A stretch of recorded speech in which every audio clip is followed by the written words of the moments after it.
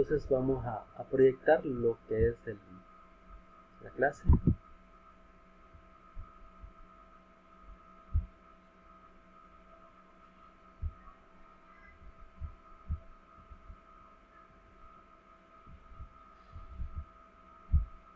Entonces el tema es introducción a la microbiología y parasitología.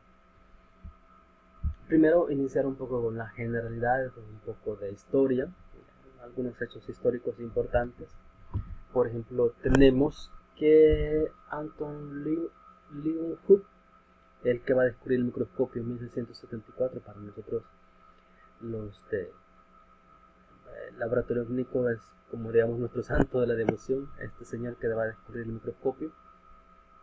Otto Müller es el primero que va a clasificar las bacterias en géneros y especies, más de 100 años después de que Anton Leeuwenhoek descubre el microscopio. Luego tenemos a Friedrich Henle. Él va a plantear la siguiente hipótesis. Él va a decir, los microorganismos responsables de que los microorganismos son los responsables de las enfermedades, va a decir en 1840 Friedrich Henle.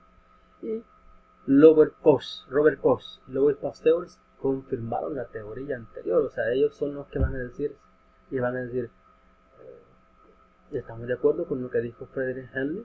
Nosotros podemos decir que confirmamos la teoría, lo que él planteó, la hipótesis que él planteó es válida. Lo que causa, la mayoría de enfermedades son causadas por microorganismos. Luego tenemos a Paul Ehrlich, Alexander Fleming y Gerard Dogmach. Ellos son importantes y los mencionamos porque son los primeros impulsadores de encontrar, por ejemplo, antibióticos.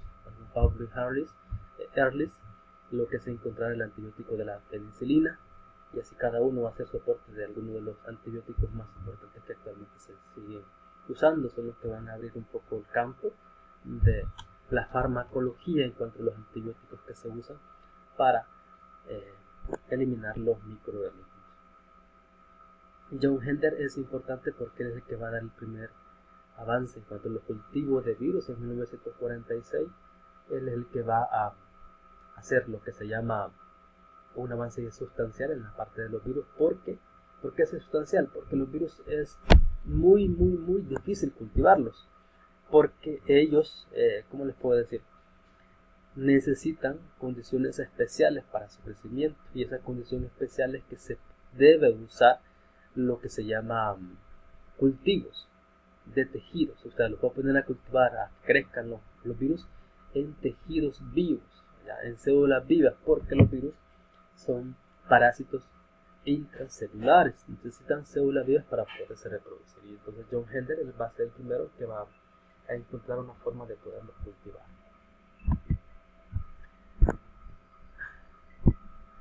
¿Qué es la microbiología? Primero hay que decir que la microbiología es una de las ramas que integran la biología. El mismo concepto, la misma palabra microbiología nos da una idea de ello.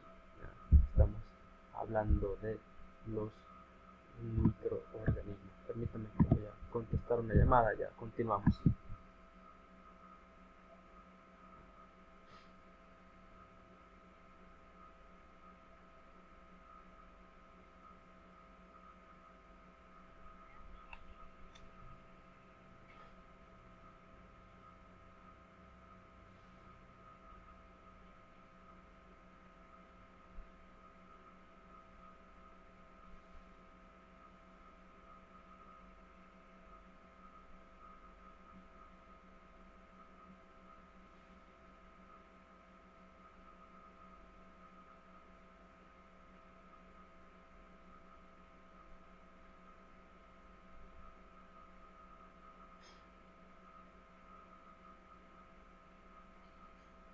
Hola, ¿qué pasó?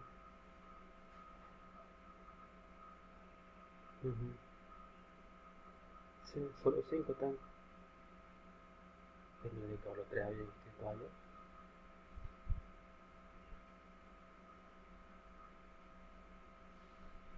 El día que se lo trae bien en la sesión C. Ahorita no sé si habrá escrito alguien más algo. Tengo unos que hoy se inscribieron y se dijo tema, no sé.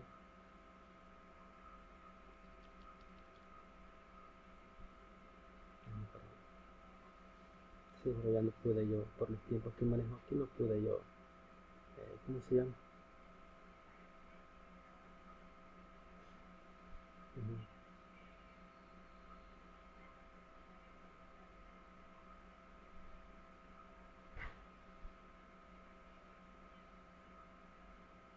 Bye, está bien. Bye.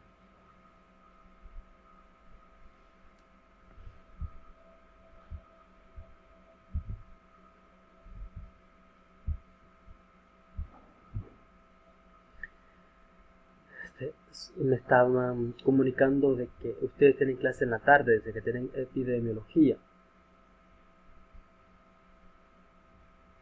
Y me estaban diciendo que no se vayan a presentar, que el docente como que no, hasta hoy ha comunicado que no va a poder dar la asignatura, entonces tienen que buscarles otro profesor. Entonces, para que no se vayan a presentar hoy en la tarde a las 3, ¿no? Creo que me decían que tenían epidemiología. Así que, por favor, no se vayan a presentar a esa clase.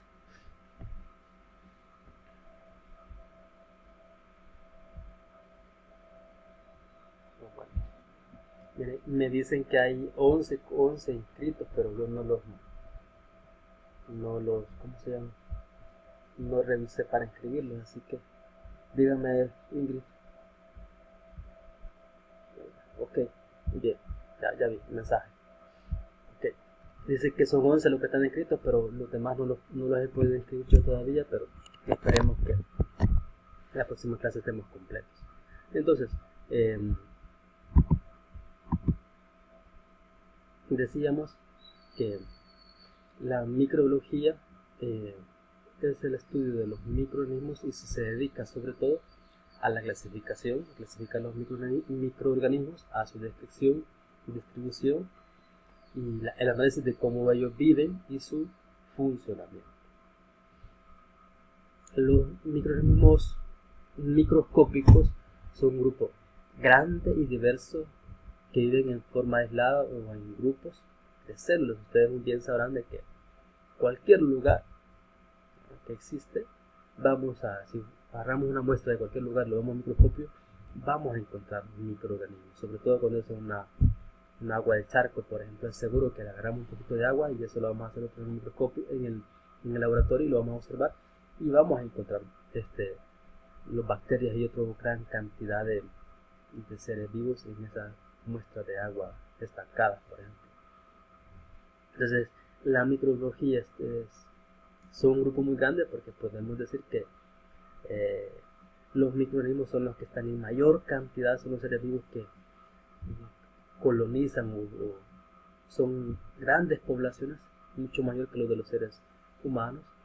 Ya decíamos que algunos pueden vivir de manera aislada, ya vamos a ver algunos parásitos que necesariamente deben estar en esas condiciones, y la mayoría pues, viven en grupos de células. Y estos, es importante aclarar que los virus, por ejemplo, son microorganismos, son microscópicos, pero no son celulares. Vamos a decir que son partículas inertes, no son seres vivos, solo son partículas inertes, ¿de acuerdo? La única forma para que los virus puedan replicarse es cuando estos invaden, ingresan a una célula, se adueñan del núcleo y hacen que la célula trabaje para ellos para que se multiplique eh, su material genético. Permítanme. Digan.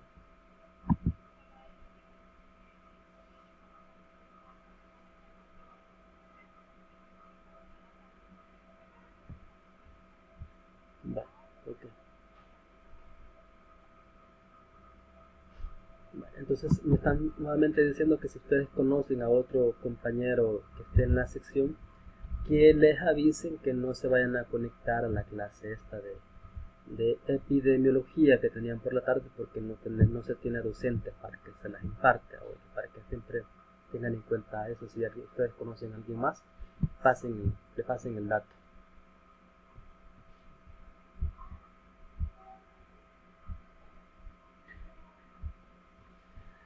Entonces, y otra cosa de las que estudia la microbiología es que estudia también los microorganismos patógenos que causan la enfermedad. En este caso se estudia la forma en cómo ellos causan la infección, o sea, cómo es que ellos llegan al ser humano, a la persona, cómo la invaden y luego cómo se multiplican, cómo colonizan la zona donde ellos llegan, por ejemplo. ¿De acuerdo? Porque la mayoría de las infecciones necesitan cierto tiempo para que la bacteria invada, crezca, o el microorganismo, y luego cause como tal la enfermedad. Y luego también estudia los microorganismos desde el punto de cómo poderlos eliminar, ¿ya? Qué tipo de antibióticos, qué se puede hacer para eliminarlos de los seres humanos. Permítanme.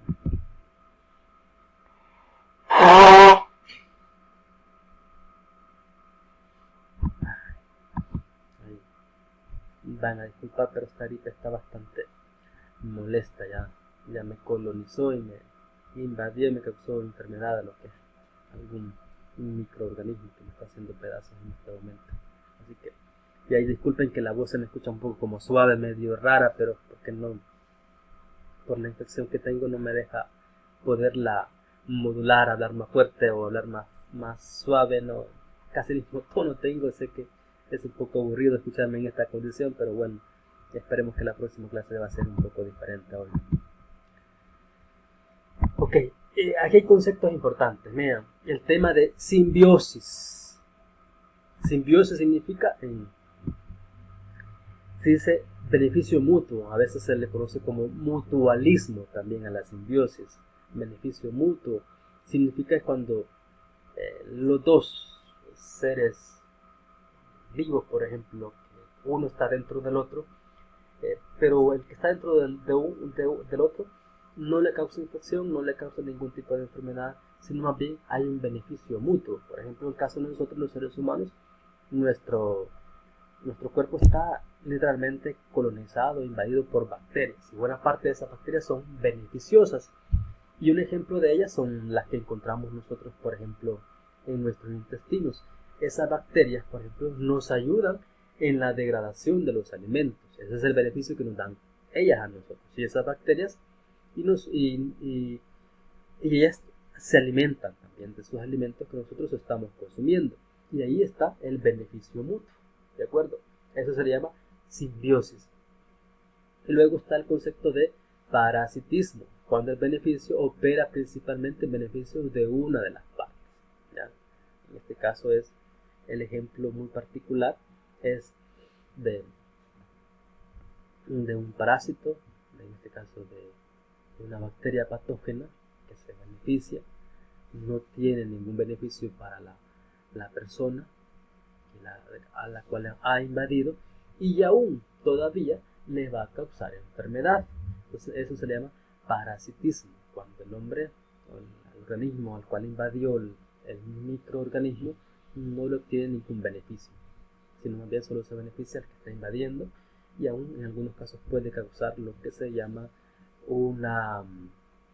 le estaba diciendo, una enfermedad. Luego está el concepto de hospedador. En este caso, cuando hablamos de hospedador, nos referimos el que el proporciona el beneficio principal al parásito. En este caso es el hospedador. Digamos que si usted tiene algún parásito en sus intestinos, algún Escherichia coli, algún Ascaris lumbricoides, usted es un hospedador que tiene esos parásitos dentro de sus intestinos, por ejemplo, ¿ya? Y el beneficio principal va para ese parásito que está dentro de usted. Luego está el concepto de comensal. Aquí es donde el organismo obtiene alimentos o protección a expensas de otros sin producirle daño ni beneficio. O sea, tenemos, por ejemplo, hay parásitos como el Tamoeba coli, por ejemplo, que se dice que es comensal. ¿Qué significa comensal? Ya decíamos, ella obtiene alimentos, se protege a expensas de la persona, pero no le va a causar daño ni ningún tipo de beneficio. ¿De acuerdo? Lo único que pudiera pasar es que si usted está tan lleno del parásito que está compitiendo por los alimentos, en algún momento pues los nutrientes que usted absorbe no son suficientes y pudiera presentar lo que se llama una anemia, por ejemplo. Pero en la mayoría de veces estos comensales, estos microorganismos se van a beneficiar de nosotros, se van a proteger de nosotros los huéspedes, pero no nos van a causar ningún daño ni beneficio. Luego les pregunto a ustedes, aquí, ¿qué entienden ustedes por la palabra oportunista? ¿Qué es la palabra oportunista?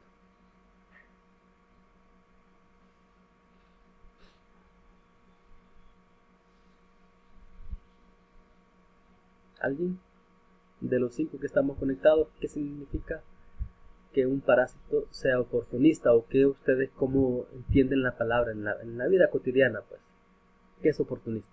¿A quién le decimos oportunista? ¿Por qué le decimos oportunista? Eres un oportunista, ¿por qué?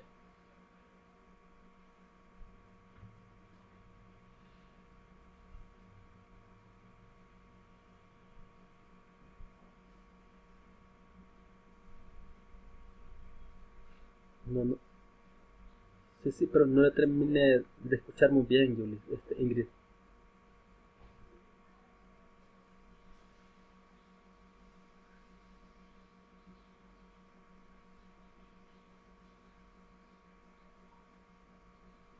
Ah, yo sí le escucho bien, Elmer. No sé cómo escucha ahorita. Entonces, pero sí, cuando estamos hablando, sí, ha de ser por algún momento de problemas de conexión. Yo no tengo ahorita, si, si el mío fuera el problema, pues la conexión se nos cayera, pero no se me ha caído. Puede ser que usted sea la que tenga algún tipo de dificultad por ahí. Ok. Entonces, cuando decimos oportunistas, ok. Pero recuerden que la próxima clase espero yo que yo ya... Ujú. Muy bien, Elmer. La próxima clase esperemos que ya sea presencial y yo creo que casi el grupo de ustedes vamos a estar todos en presencial. No va a ser necesario que estemos por este medio. Oiga, así que tal vez ya no va a haber dificultades que tenemos ahorita. Entonces,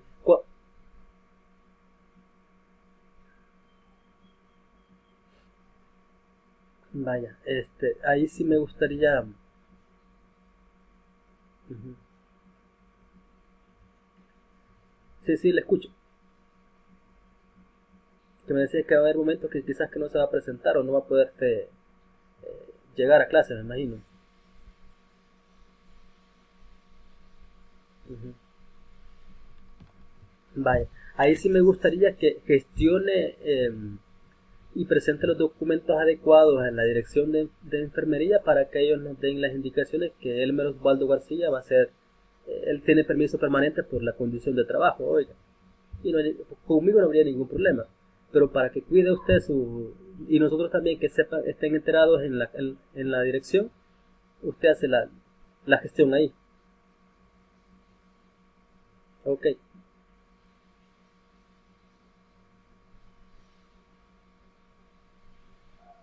muy bien entonces, muy bien, no hay problema entonces, Elmer. De todas maneras, me recuerda, voy a estar tratando de siempre grabar las clases para que las pueda usted escuchar después tranquilamente.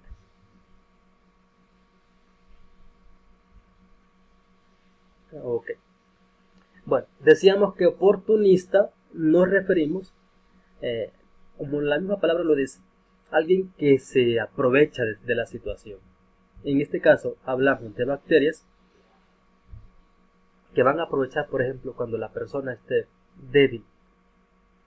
Por ejemplo, en el caso mío, ustedes se fijan que tengo una buena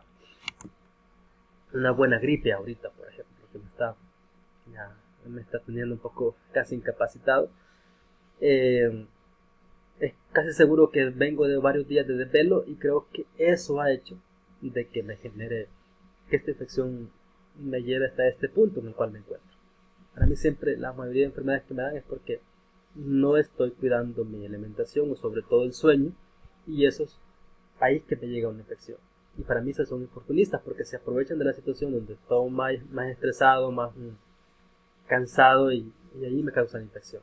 O en este caso también sucede con aquellos pacientes que están inmunodeprimidos, que tienen el sistema inmunológico débil.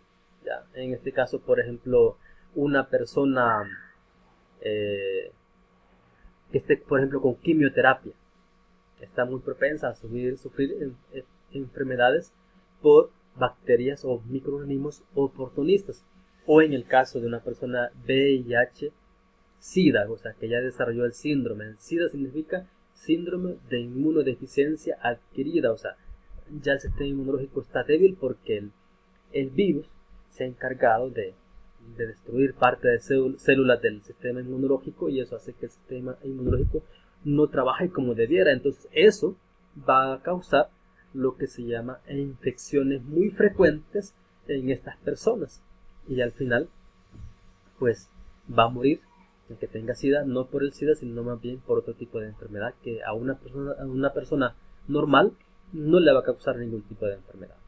Se dice también que actualmente con los avances tecnológicos, muchas personas que si no fuera por el avance tecnológico y médico, ya hubieran fallecido, pero se les alarga la vida, ¿ya? Y eso está haciendo que muchas bacterias oportunistas estén llegando a este tipo de personas y estén causando enfermedad, o apareciendo otro tipo de bacterias que regularmente no causaban enfermedad. Pero este tipo de personas ya ancianas, que de una u otra manera se les logró recuperar su salud, pero por la edad están propensas a padecer cualquier tipo de enfermedad. Eso es el concepto de oportunista. Luego, las disciplinas que incluyen lo que es la parasitología, una de ellas es la parasitología, una de las que vamos a estar viendo en esta materia. Esta va a estudiar lo que es la relación existente entre los organismos parásitos y sus huéspedes. Acuérdense, cuando hablamos de parásitos estamos hablando de, como dice acá, de estos tres tipos: helmintos, protozoos y los artrópodos. Ya no hablamos de bacterias, no hablamos de virus, no hablamos de hongos, sino de estos tres tipos: helmintos, protozoarios y artrópodos. Entonces, esa relación que existe entre los organismos y sus huéspedes, se caracteriza también por la asociación de dos o más especies, en donde un individuo puede vivir fuera o dentro de otro como medio de supervivencia. Vamos a ver, por ejemplo, cómo los parásitos pasan por diferentes estadios, por diferentes huéspedes, para poder llegar al ser humano, ¿de acuerdo? O que el ser humano puede llegar a infectar a otro animal, ¿ya? Por los huevos que uno puede estar expulsando en las heces, etc. Este puede o no causar daño al hospedador, y en el caso de los parásitos la mayoría no son daños tan graves, sino más bien, sobre todo en Tamoeba histolítica, es la más patógena de todos los parásitos, pero la mayoría causan daños leves, y el problema es sobre todo cuando aumenta la alta población de parásitos involucrados en alguna infección. Como decíamos, los parásitos que vamos a estar viendo en este tema son eucariotas, son células eucariotas evolucionadas como las eucariotas, no las procariotas. Las procariotas van a ser solo las bacterias. Y ya decíamos que vamos a estar viendo helmintos. En los helmintos existen, sobre todo son organismos. Cuando decimos organismos hablamos de seres vivos multinucleados con diferentes formas dentro. O sea, ¿cómo les puedo decir? Cuando hablamos de organismos nos referimos a un ser vivo complejo con diferentes órganos internos, ¿de acuerdo? Como los seres humanos, que somos un organismo complejo para respirar, para reproducirse, etcétera, diferentes órganos o sistemas. En el caso de los helmintos sucede eso. Con los protozoos no tenemos esa condición porque son unicelulares, están formados por una sola célula, y en este caso los protozoos más importantes, por ejemplo, son las amebas. Las amebas, por ejemplo, son unicelulares. Y luego están los artrópodos, que son los ácaros, ¿ya? Que aquí vamos a encontrar algunos de ellos, que causan infestaciones en los seres humanos. Luego, también esta rama aborda las enfermedades de parasitosis que afectan a plantas, seres humanos y animales. Eso incluye tanto la parasitología. Las características según el grupo del cual pertenezca el parásito son muy heterogéneas, y conocer morfología, ciclo biológico y hábitos de vida son esenciales para realizar un diagnóstico acertado. En el caso de los parásitos es con lo que uno ve en el microscopio, por ejemplo, la morfología, por ejemplo, si ve este tipo de huevo, ¿ya? Si ve este otro, estos, uno puede ya ir induciendo qué tipo de parásito es el que está involucrado, por ejemplo.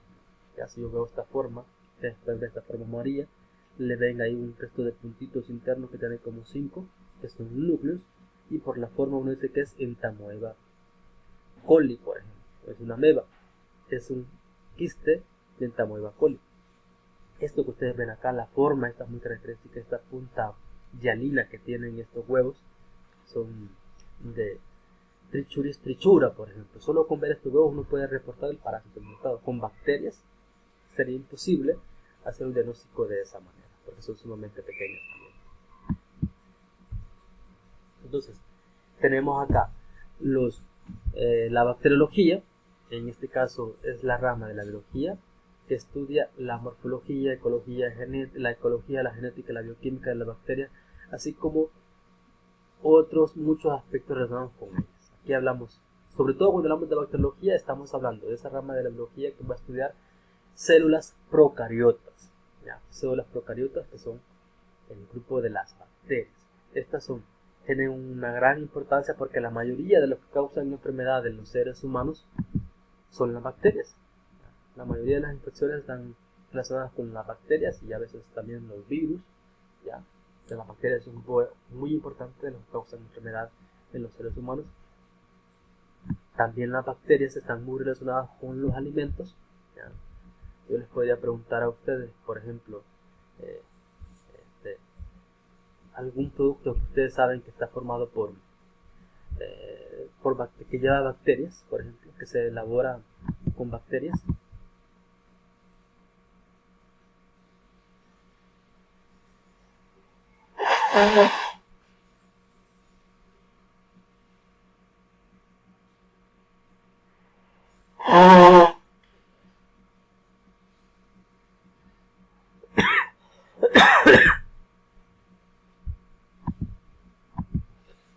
Por ejemplo, el yogur es un ejemplo muy particular, que lo que tienen son bacterias.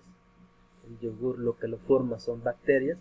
La clave para elaborar el yogur es la bacteria.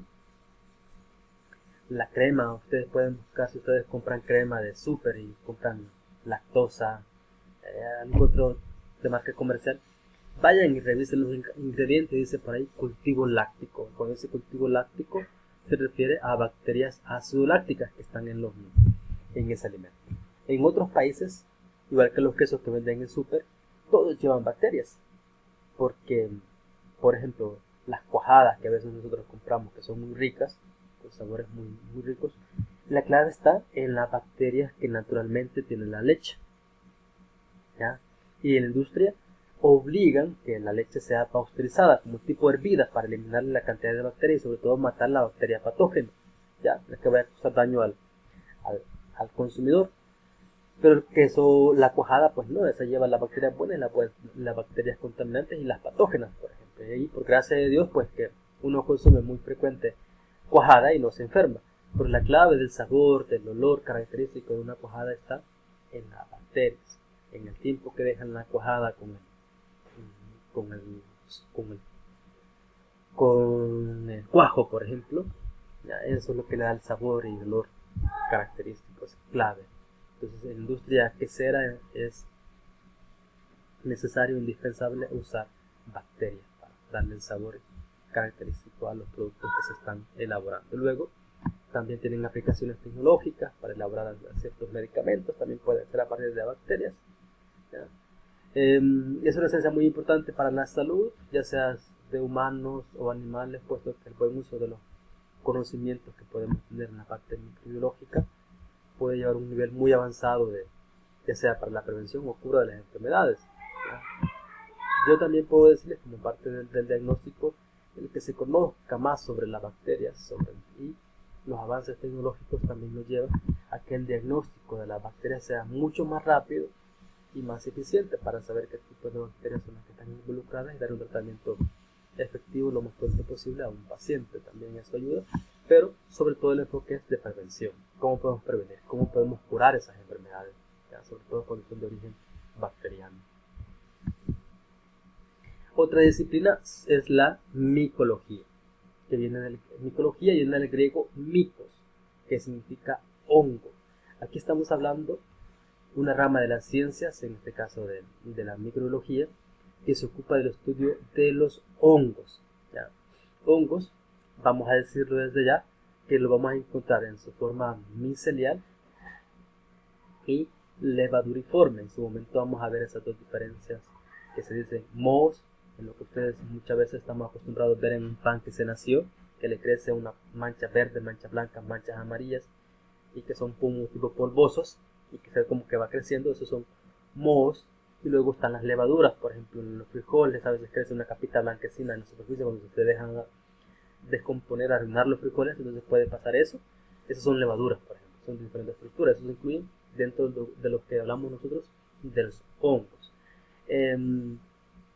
Se consideraban que eran de origen vegetal, pero no, se dicen que son microorganismos, y estos microorganismos pueden existir más de 100.000 especies que se conocen, y solo una decena de ellas son las que provocan el 90% de las enfermedades que padecemos nosotros los seres humanos de origen micótico, de hongos.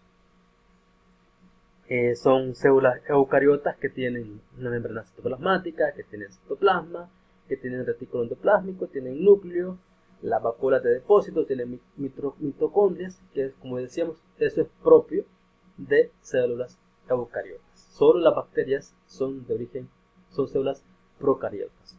Por lo general, los hongos patógenos no producen toxinas, sí es así, pero sí existen lo que se llaman las micotoxinas, sobre todo en granos. Es muy frecuente cuidar el grano para que no produzca a los hongos las micotoxinas. La mayoría de los hongos causan enfermedades crónicas. Ustedes muy bien sabrán que, por ejemplo, cuando uno tiene un pie de atleta que tiene hongo en los pies, si no lo trata, pues el hongo nunca se le va a ir, ¿ya? Nunca lo va a eliminar de sus pies, entonces hay que ponerle una crema. Entonces, por eso se refiere que es enfermedad crónica, que si no se trata, pues allí va a quedar, allí va a estar siempre con usted. Y cuando son lesiones más profundas, son ya de piel, ya, que van a ser lesiones granulomatosas. Y como decíamos, son crónicas porque son resistentes a los tratamientos. Vean que los tratamientos para bacterias son tóxicos, los antibióticos. Para parásitos son más tóxicos, y para hongos mucho más tóxicos por su resistencia a los tratamientos. Por eso, cuando se consume un tratamiento para hongos, se debe conocer muy bien la condición del paciente para darle tratamiento. En este caso, por ejemplo, típico cuando presenta un hongo de uñas, por ejemplo, es muy frecuente que el tratamiento debe ser tomado, no de manera superficial en la uña. Entonces eso implica tener ciertas condiciones de cuidar al paciente para que no se vaya a complicar, o saber en qué condiciones está el paciente para el tratamiento antimicótico. Luego tenemos los virus. Los virus es una rama autónoma de las ciencias microbiológicas que estudia la naturaleza, el origen, la evolución de las partículas virales, su interacción con los distintos seres vivos, los cuales les sirven de huésped. ¿Ya? Entonces, ya decíamos que como tal, se dice que son microorganismos, pero no son como tal seres vivos, no son células, son partículas nada más los virus. Estas partículas, los virus, son agentes infecciosos, los más pequeños. Hasta ahora descubierto, cuyo tamaño varía entre 20 a 300 nanómetros. O sea, su tamaño es bastante pequeño, porque les diré, por ejemplo, ustedes creo que más o menos ubican el tamaño de un milímetro, por ejemplo. Ustedes están muy acostumbrados a trabajar con una regla, por ejemplo. La regla está hecha en centímetros, y cada centímetro lo forman 10 milímetros. Ustedes recordarán que el milímetro es sumamente pequeñito, ¿ya?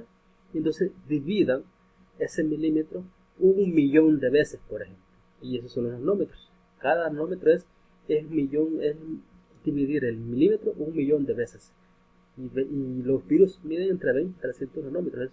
No se pueden observar con los microscopios que tenemos en el laboratorio, ¿ya? Necesitamos otro equipo de avanzada mucho más caro para poder observar los virus.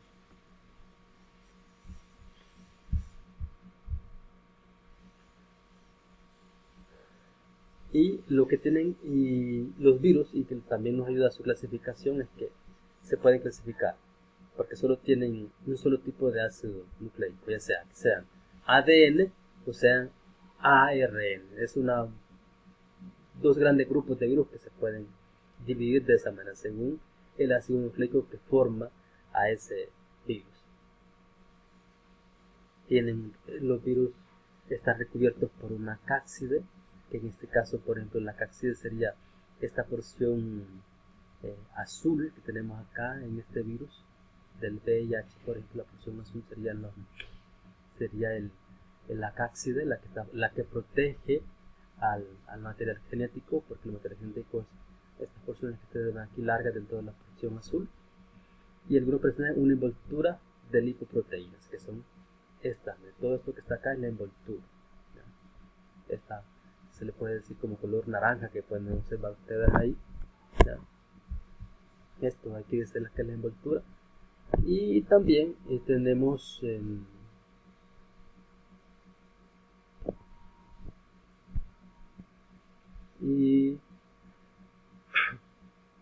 esta estructura formada por caxómeros. Los caxómeros estaríamos hablando de esta estructura verde, que son como proteínas que tienen alrededor lo que es los virus. Y algunos presentan una envoltura de proteínas. La unidad infecciosa del virus total, esto que está aquí completamente todo, se le llama vibrio, o este que está aquí también es un vibrio. Los virus son partículas inertes, ya decíamos, protegidas por una cápside, que es la que tenemos aquí internamente, o cubierta proteica, y precisan de un huésped para reproducirse. Necesitan una célula entrar dentro de ella para poderse reproducir. Por eso se dice que los virus se les va a clasificar como parásitos obligados. Necesitan como tal entrar dentro de una célula, adueñarse de esa célula para que la célula los reproduzca a ellos, a los virus.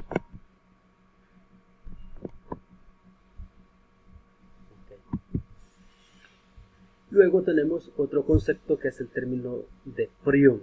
Cuando hablemos del concepto de prión, hablamos de otra partícula mucho más pequeña que el virus, que dice que es un término que define el agente infeccioso responsable de varias enfermedades neurodegenerativas, la cual deriva de la palabra que dice partícula proteica infecciosa, o sea, proteinaceous infectious particle.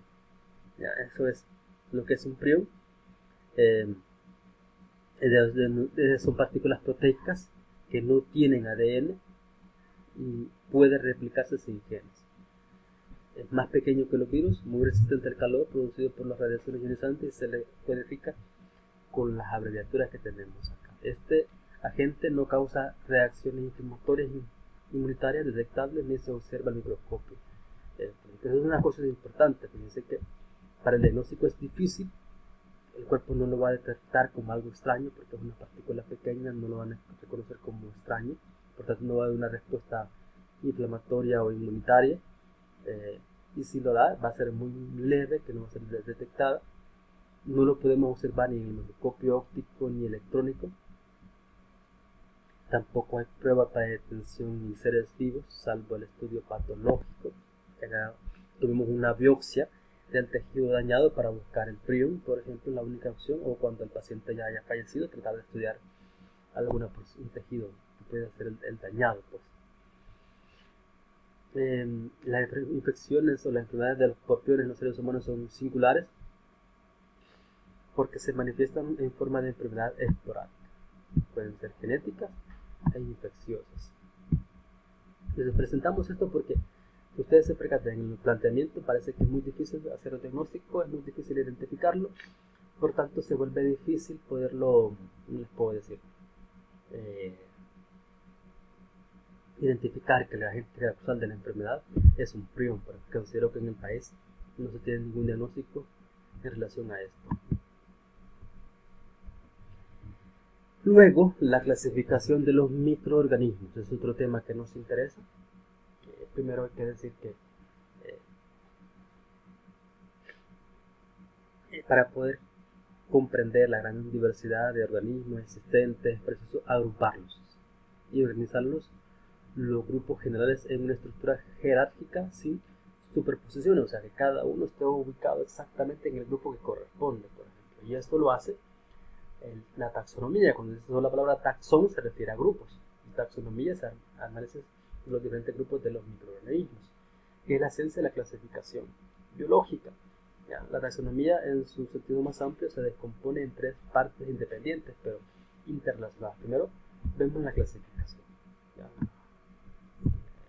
¿Cómo les puedo decir? La clasificación va encaminado. Primero, bueno, digamos que vamos con relacionado con la clasificación, la nomenclatura y la identificación. Y ahorita vamos a ver cada una de sus partes. Por ejemplo, tenemos acá, por ejemplo, que la primera es la estructuración de los organismos en grupos. Eso primero sería la clasificación. Vamos a ubicar a los microorganismos. Si encontramos un microorganismo nuevo, por ejemplo, se va a ubicar en un grupo o taxón en función de las semejanzas mutuas o de parentesco que tenga con cierto grupo de microorganismos. Y luego la nomenclatura es la rama de la taxonomía que se ocupa de la asignación de nombres. Asigna el nombre al microorganismo nuevo que se ha encontrado, y eso lo hace en base a normas publicadas, ¿ya? Que dicen cómo asignar los nombres a los microorganismos nuevos que se vayan identificando. Luego, la identificación constituye el lado práctico de la taxonomía, que consiste en establecer que un organismo determinado pertenece a un taxón reconocido, o sea, darle un taxón específico que se tiene ya determinado.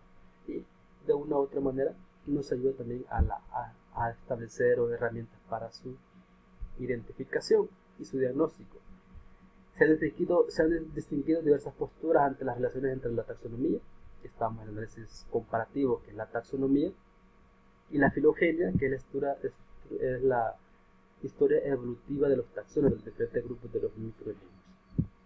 Sostenida por algunos ecólogos. Hay taxonomistas que no aceptan lo que dice la filogenia, pero yo considero, desde mi punto de vista, que los dos son necesarios para poder clasificar, nombrar e identificar a los nuevos microorganismos que se vayan identificando. Okay. Entonces vamos a quedarlos hasta acá con la clase. No sé si tienen alguna duda o pregunta.